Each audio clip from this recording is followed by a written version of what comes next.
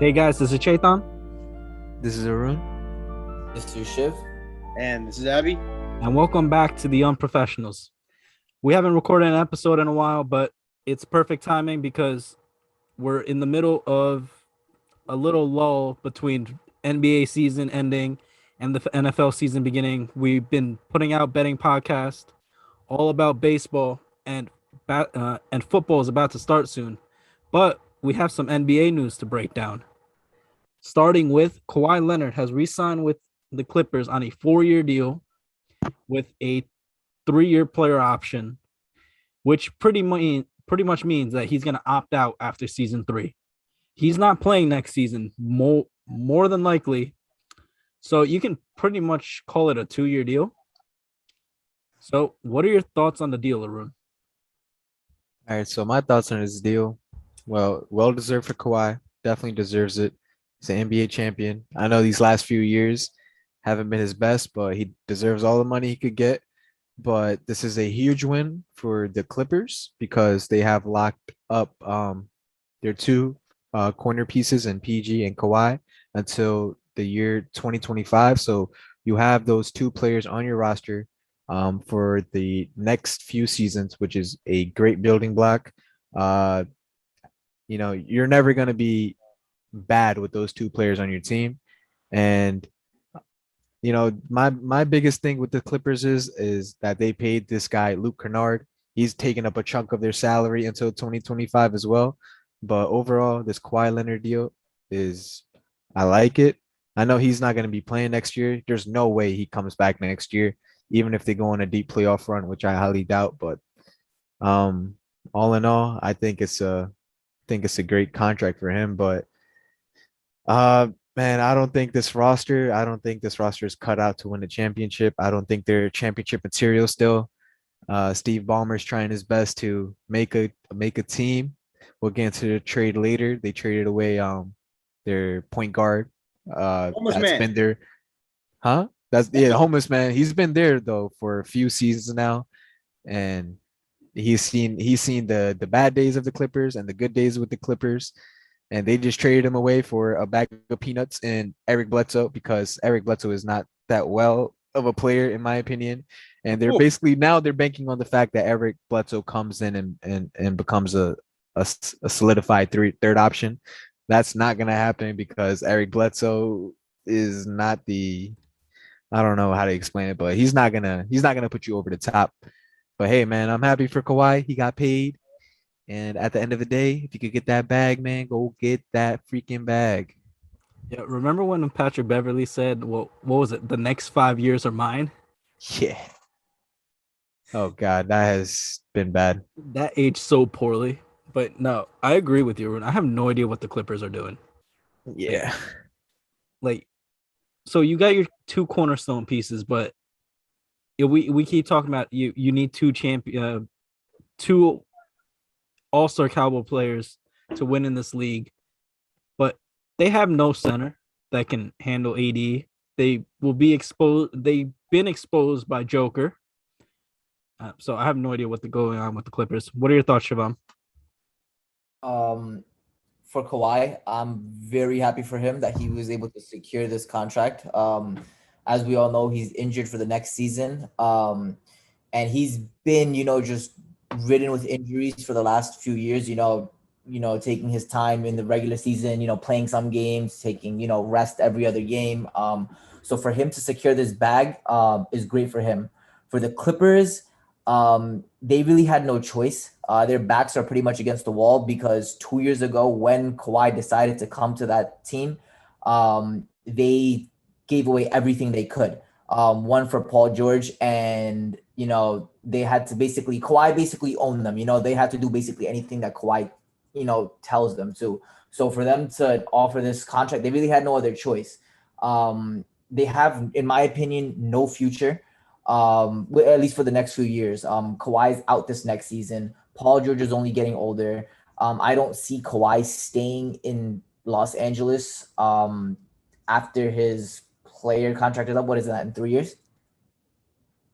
He's basically signed for 3 years minimum. 3 years minimum. They signed He's only going to play for Bledsoe. 2.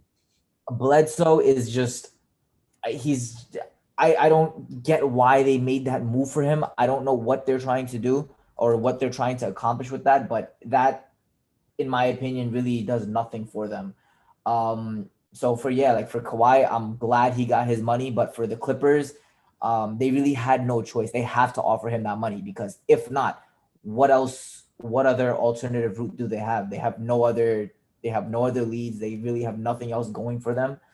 And I just don't see them making any noise for the next at least 2 years. Even once Kawhi's back and he's healthy, I don't think any of us have them, being able to make it out the West. Abby?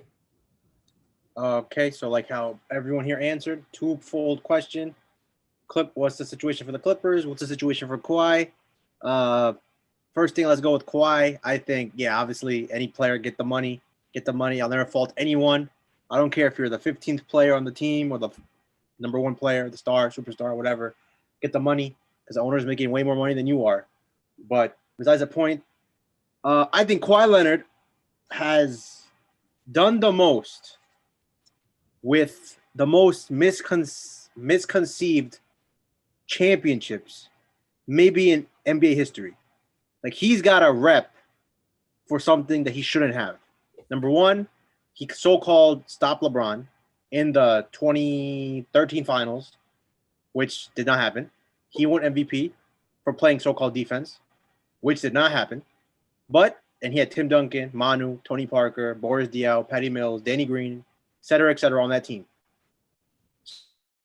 So, okay, finals MVP, coming into his own. Then the team is his. And the one year where he really had a chance to prove how good he really is was when he played against the Warriors with the Spurs, and Zaza did that shit, and he got hurt. And they, in my opinion, they would have won game one up 26 when he got hurt. And then who knows what happens afterwards. And then after that, he never played again for the Spurs. He got traded to Toronto. I don't care what anyone says, that Toronto championship does not count. Kevin Durant did not play. He played 5 minutes and then tore his Achilles. Klay Thompson got hurt, and that was a wrap right there. And now he came to the Clippers, 2 years ago? And the commercial, we all saw it. I got next, we got next, whatever. Keychain, crown, in the car in LA. LeBron, move over. It's my town now. And what happened? 3-1 lead, and you lost in the bubble. I don't give a shit what your excuses are. You didn't want to be there. Nobody wanted to be there. And you lost. You get the blame. You're the number one player. Then this year happens, and unfortunately, he got hurt again. So he's getting hurt. He's getting paid. And he's a great player. But in my opinion, he's proven absolutely nothing. So that's why I say he is the most misconceived player possibly ever. And now we get to the Clippers, like how everyone here said. Eric Bledsoe, bro, he is a cancer. He is an absolute cancer. He comes to the team as a cell, a cancer cell. That's how cancer works. One cell multiplies. He comes and he infects everybody because wherever he goes, they suck. Milwaukee, they won a championship now. He was on that team. He held them back. They won a damn championship. He was in Phoenix. I understand that was a couple of years ago, but Phoenix went to the finals. They're in the finals now. He's not the starting point guard. He was in New Orleans. I don't think I have to say anything about New Orleans. How bad he was dog shit in New Orleans. He can't make a three-pointer. He has no mid-range. He can't drive. He can't play so-called defense. He doesn't have height. He doesn't have a post game. And it is what it is. He used to be really good. He used to be really solid. And ever since Terry Rozier ended his career in Boston, because he took his soul. He took his soul, and he's never recovered since. I don't know what the hell the Clippers are doing here. Reggie Jackson, they got him back. So I think the starting lineup next year will probably be what? Reggie Jackson, Marcus Morris, my bad, Paul George, Zubac, and I think they re-signed Batum, correct? I think they did. Yeah. So he'd be, I guess, maybe the fifth starter. And who else? Luke Kennard, as Arun mentioned, he'd probably be coming off the bench. Terrence Mann still there. Terrence Mann may be starting. Yeah, he could have a bigger role, so he could be a player to watch, up and coming player. So maybe he starts. Yeah, maybe he starts and Batum comes off the bench. Boogie Cousins, I think he's still a free agent, if I'm not mistaken. Yeah, there's no market. I don't know why he is. So he played amazing when he got a chance. Somebody picked this man up. So Eric Bledsoe coming off the bench. I guess Patrick Beverly. I'll take Patrick Beverly over Eric Bledsoe any day. Patrick Beverly got dog in him. Eric Bledsoe pretends to be one.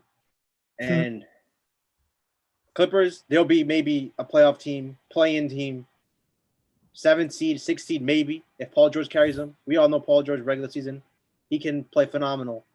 But there's no way they're a top 4 team. Kawhi Leonard's definitely not coming back. And you have 2 years to win a championship in LA. Not happening. Post 2021. Not happening. I think the winners. Oh, go ahead, Siobhan. No, I was just gonna say that was a failed experiment 2 years ago, bringing trading away your whole future for Paul George and Kawhi. I can predict that right now that it was a failure. It's not resulting in any championship. I think secretly the real winners that no one's talking about is the Memphis Grizzlies because they flipped Beverly for what's his name, Jared Culver, and what's it, her Gomez. So he's good. Yeah, he's solid. yeah, so they got some good young pieces out that Patrick Beverly deal. All I want to say is all those veteran players that actually made the Clippers a competitive team that beat the Warriors with KD 2 games, they've all been like blackballed. Lou Williams, he went to Atlanta. He's in Atlanta, and that's a good. Atlanta is decent now, so he's in a good situation. Poor Trez, he got blackballed. He went to the Lakers, and obviously we all know what happened with the Lakers, and now he's with the Wizards. Damn, so yeah, Kawhi and PG basically ruined their rep because remember before they got there, those three were like, yo, the way people were talking, the narrative was that these guys are dogs. They play well with one another. They just need a few pieces. But now the way we view them is, these guys are freaking washed, man. Trez not even getting PT out here in the postseason. So there's the PG and Kawhi are to blame for this. Well, if I'm them, I'm blaming them. I will say one thing for the Clippers fans and maybe even Steve Ballmer is at least you got to keep both of them. That's the only thing I'll say. Yeah. At least you still got both of them. You still have the one thing you want to have as a fan in sports is hope. When you have no hope, then you're just waiting for the next season or the next few seasons. At least the Clippers have hope. At least the Clippers don't have to have hope. I mean, they know that this year is probably not going to happen. So they're like, okay, we can chill out, let Kawhi get healthy, stay delusional again. And yeah, that's damn, man. 2 years later, it's bad in my opinion. I don't know what they're thinking. Whoever made that trade feels like yesterday, everybody was gassing them up, man. And I saw right through that smoke. Yes, sir. People were. I remember. I wasn't you guys, but I remember on Instagram I was seeing them two being compared to Scotty and Jordan. I was like, bruh, oh my god, this has taken another level. I saw that. It's only gonna end bad. I saw that. I felt disrespected. I'm like, yo, really, MJ and Scotty? Well, let's relax. Post on IG, it was, yo, would you rather take the 2019 Clippers or the 96 Bulls? I'm like, they compared Patrick Beverly to Ron Harper, Zubac to fucking I don't even know. Luke Longley. Yeah, no. It was crazy, bro. Crazy times. Like, Trez to they compared Trez Dennis Rodman. Oh my god. Relax, bro. guys. Yeah. That feels like years ago. No one overreact. Simple as that. Yeah, never overreact. Yeah, they were up 3-1. I will 3-1 on the Nuggets. And I remember game 7. I'm just laying there in bed. I'm like, yo, I think the game was it was separate. It was Nuggets were up by like 7. I'm like, this game already felt over. That was one of my favorite moments ever. Right, and I felt like this game was already over. By the time that the game was over, they lost by like 20. I still remember when PG clunked it off the side of the backboard. Oh god, that's when it was over. That moment right there was when the whole Clippers franchise was. They blew every single game down the stretch. Right, they were up double digits. I think in every game against every the Nuggets. Game after 3-1 lead, they were. That is the worst meltdown I have ever seen, and I don't think there's any other meltdown that comes close to that. Because the way you lost, it's not even about losing the 3-1 lead. It's about the way you're losing it. That team was just mentally defeated. And this team has not improved since. So